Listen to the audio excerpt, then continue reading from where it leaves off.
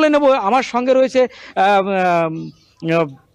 মমতা বালা ঠাকুর, যিনি রাজ্যসভার সাংসদ, তিনি রয়েছেন। দিদি, এই যে আজকের আমরা দেখলাম যে জয়লাভের পরে মতুয়া ভক্তরা এসে তালা ভেঙে ঘরে ঢুকলেন, তো এটা কি আইনি, মানে একটা আইন আপনি বলেছিলেন যে কেস চলছে কোর্টে, তারপরে এটা কিভাবে হলো আর কি? আপনারা শোন, আমরা হাইকোর্টে দ্বারস্থ হয়েছিলাম আইনের মাধ্যমে, এবং সেখানে দাঁড়িয়ে তারা হাইকোর্ট যে রায় দিয়েছে লোয়ার কোর্টকে, এবং লোয়ার কোর্ট আমাদের প্রায় 20 থেকে 25 দিন আগে আমাদের সেই রায় আমরা পেয়েছি যে আপনারা আপনার যে কাগজপত্র আছে সেই কাগজের মালিক আপনি দখলদারি নেন।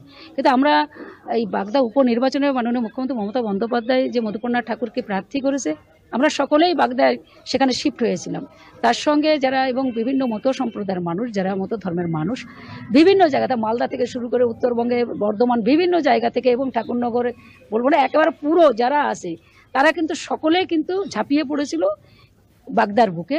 প্রতিদিন তারা ওখানে প্রচারে যেত, এবং সেখানে দাঁড়িয়ে যে আজকে আমরা ঘরে নেই, আগে আমাদের জেতা নিয়ে হচ্ছে আমাদের ডোর টু ডোর মানুষের কাছে পৌঁছাতে হবে, এবং মধুপর্ণা ঠাকুরকে তৃণমূল কংগ্রেস থেকে তাকে জিতাতে হবে।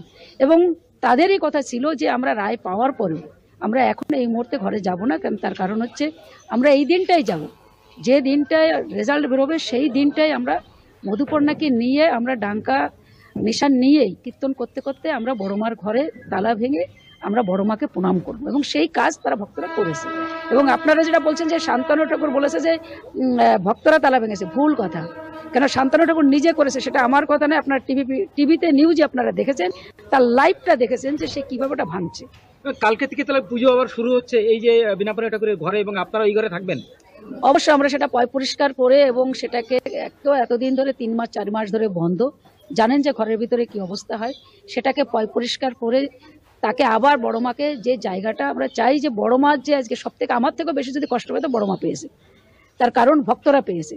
তার কারণ প্রতিদিন যারা ঠাকুরনগরে সকালবেলা তারা ঘুরতে বেরোয়, যারা শরীর চর্চা করে, তারা কিন্তু ভক্তরা এসে মন্দিরে প্রণাম করে বড়মাকে একটা প্রণাম করে যায়। তারা আমি নিজে চোখে দেখেছি, তারা ওই দরজায় দাঁড়িয়ে চোখের জল ফেলে গেছে। তো সেই জায়গায় কালকে থেকে আবার তারা ফিরে পাবে, এবং ভক্তদের জয়, আমি বলবো যে এটা নৈতিক জয়, সততার জয়, হরি গুরুচাঁদের জয়।